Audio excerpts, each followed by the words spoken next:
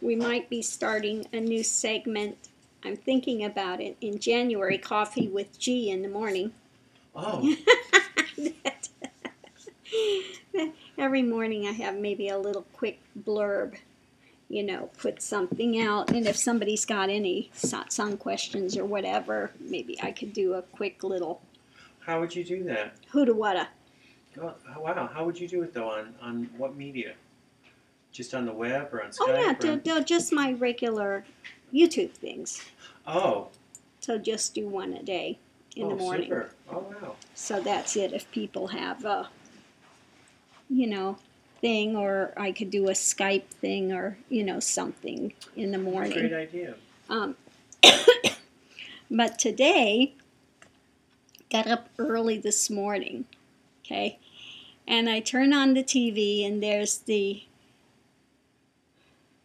I love these guys, the Christian televangelist ministers. Oh, gosh.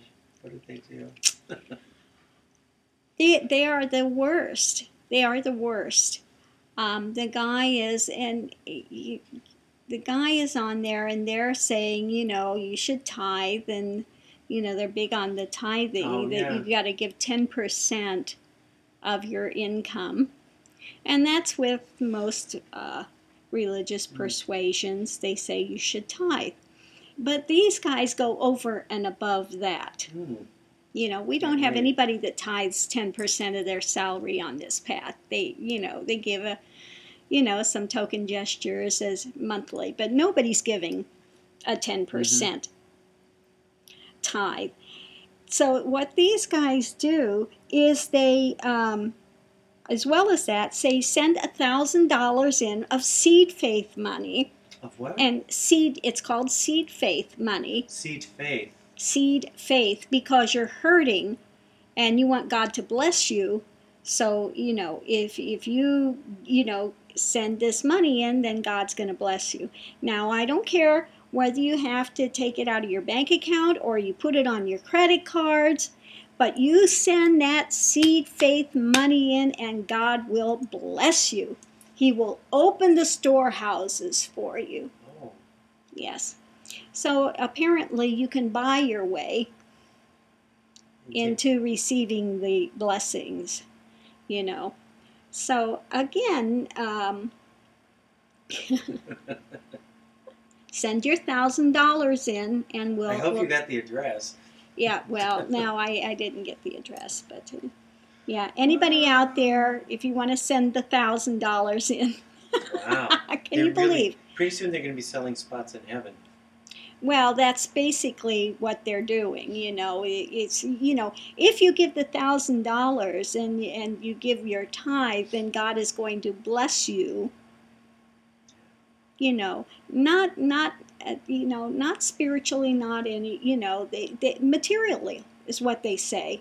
So it's kind of like this is your insurance policy, and you can buy your way into prosperity by sending this $1,000 in. That's incredible. It's incredible, but yes, that's what they preach. So if you want to make money, be a Christian minister. We get the people here all the time that think that, because I'm a guru, I'm making money hand over fist. The Catholic Church actually will send bills to their parishioners. They will bill them. I've heard of it before. Actually will send them a bill. Whoa. Yeah. When they're doing any sort of things. Now, the Catholic Church has a lot of money. Well, maybe not so much anymore with all the lawsuits that are coming up for... They did. For all the abuse that's happened.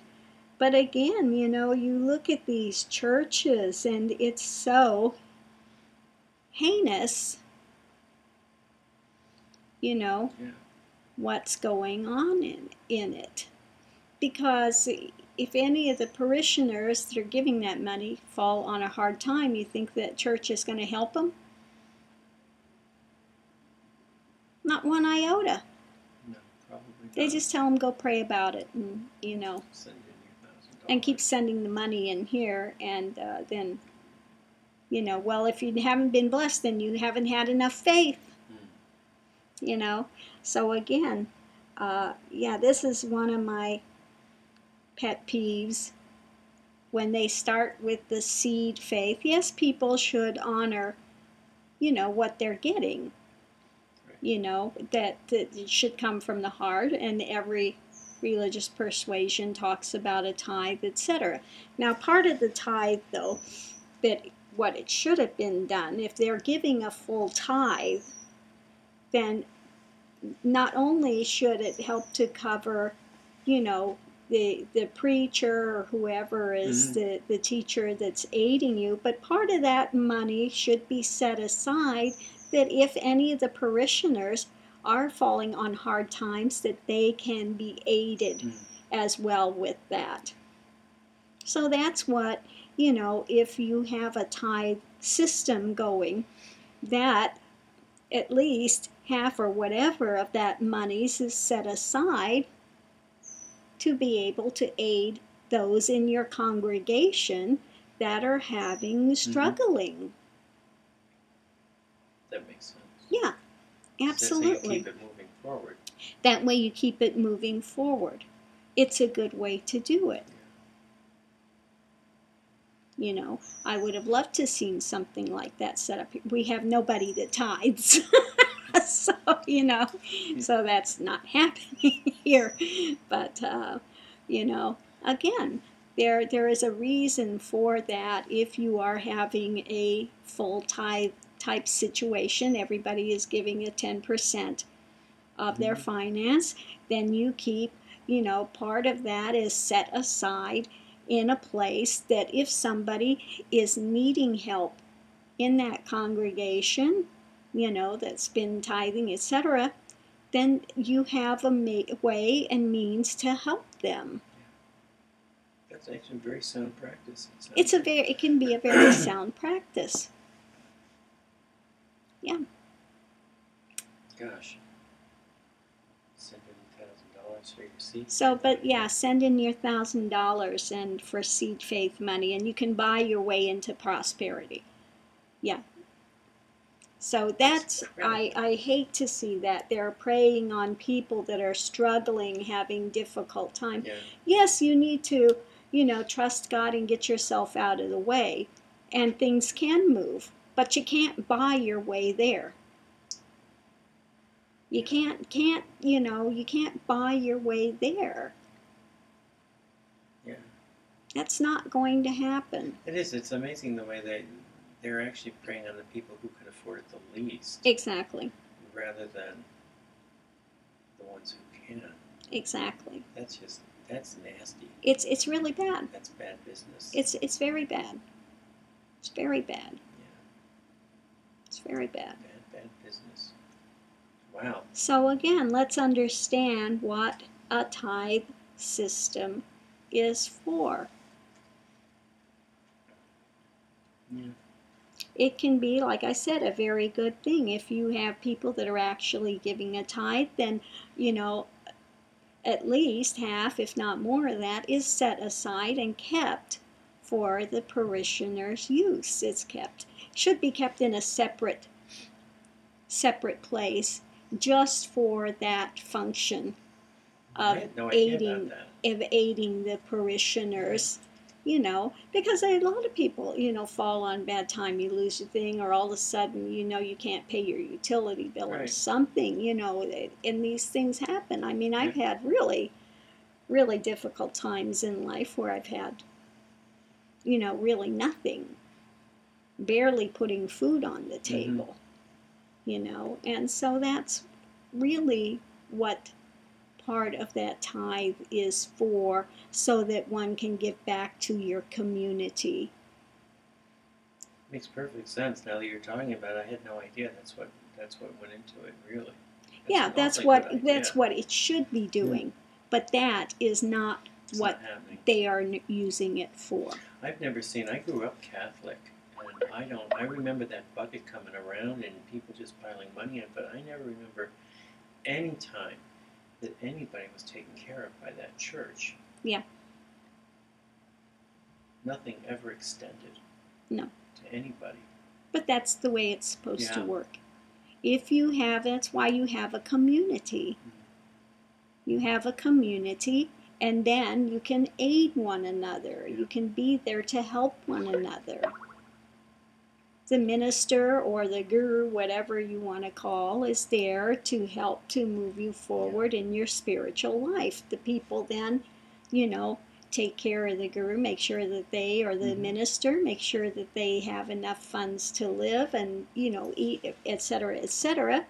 And then, again, that minister or guru, whatever it is, should, if there is a tithe in place, sets aside funds to help the rest of the parishioners when there is a problem. Yeah. Absolutely. Well, yeah, it can be a workable system, but people have to actually work together to make it happen. Namaste, come on up. So, hopefully it opened. I didn't hear the thing, but I hope it opened. If not, he'll call up again. All right, little mouse, go see who it is. Oh, yeah, time to do your duty. Yes, it's mouse time. Get the horses. Go see. Yeah, go see. Go find them. Uh-oh, they're going to come in? He's so funny. They're going to come in without you. He's so funny. So anyway, that's a little bit about why churches, I guess it didn't work. So I'll try it one more time. Namaste, come up. Yeah, that time it did. Huh? It's still not opening? Okay, I'll send Subrat down to open the door. All right, fine. Yeah, so that's a little bit about why the tithe is there and what it's actually supposed to be for. Not only to take care of the minister, but also as a backup for the parishioners. It makes so much sense the way you're saying it, because that ensures the vitality of the whole group. Exactly. Wow. You're welcome. Namaste.